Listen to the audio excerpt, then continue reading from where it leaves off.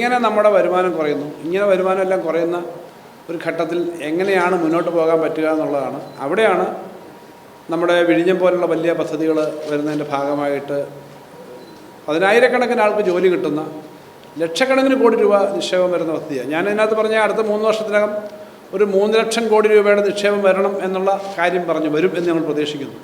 വാസ്തവത്തിൽ നിങ്ങളും 3 ലക്ഷം കോടിയുടെ നിക്ഷേപം വരുമോ? അത് ഇച്ചിരി അതിശയോക്തിയാണെന്ന് വേണേൽ ചിന്തിക്കാം. ചിന്തിക്കുന്നവരുണ്ടാവും, ഇല്ലാത്തവരുണ്ടാവും. ഞാൻ പറഞ്ഞത് ഇപ്പോൾ ഹൈഡ്രജൻ ഹബ്ബ് തന്നെ ഇപ്പോൾ പ്രഖ്യാപിച്ചിട്ടുള്ള 10-25 കോടി രൂപയുടെ അവിടെ വരാൻ പോകുന്നു എന്നുള്ളത് നിങ്ങൾ വായിച്ചു കാണും. ഇപ്പോൾ തന്നെ അതൊക്കെ ഏകദേശം വരുന്ന കാര്യങ്ങളാണ്. ഇത് മാത്രമല്ല, കേരളത്തിൽ അങ്ങോളം ഇങ്ങോളം ടൂറിസം മേഖലയിൽ വലിയ സാധ്യതയുണ്ട്. വിഴിഞ്ഞം മാത്രമല്ല, ടൂറിസം മേഖലയിൽ 10,000 ഹോട്ടൽ റൂമുകളെങ്കിലും അടുത്ത വർഷങ്ങളിൽ വരാനുള്ള സാധ്യതയുണ്ട്. അതിന് ഡിമാൻഡുകളുണ്ട്.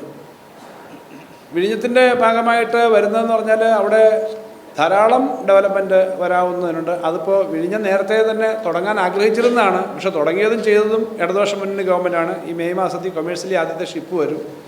അപ്പോൾ അവിടത്തേക്ക് വരുന്ന കാര്യങ്ങളെപ്പറ്റി അതിനകത്ത് പറഞ്ഞിട്ടുണ്ട്. കേരളത്തിൻ്റെ അങ്ങോളം ഇങ്ങോളം ഉള്ള വ്യവസായ സാധ്യത പറഞ്ഞു. അതിനകത്ത് ഏറ്റവും പ്രധാനപ്പെട്ട കാര്യം ചൈനയിലെ ഏറ്റവും കൂടുതൽ ചൈനയെ ശ്വാസം പൊട്ടിക്കുന്ന ഘട്ടത്തിലാണ് 70കളുടെ അവസാനം 80കളുടെ ആദ്യം ചൈനയിലെ പ്രത്യേക എക്കണോമിക് ഡെവലപ്മെൻറ്റ് സോൺസ്.